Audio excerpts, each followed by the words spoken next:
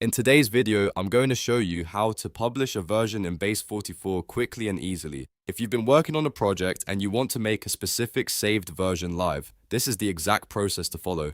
It only takes a few clicks, and I'll walk you through it step by step.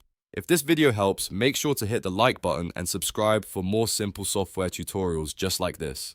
Alright, let's get started. First, open your Base44 project. Once your project is loaded, look at the top left corner of the screen and find the version history icon. This is where Base44 keeps track of your saved versions, so you can go back and manage different changes whenever you need to. Click on the version history icon and you'll see a list of available versions for your project.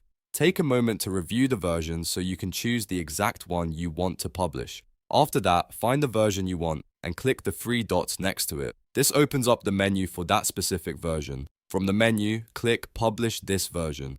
That's the option you need to make the selected version live. Once you click it, Base44 will publish that version for your project. And that's it. You've now published a version in Base44. It's a simple process, but knowing where to click can save you time and help you manage your project with confidence.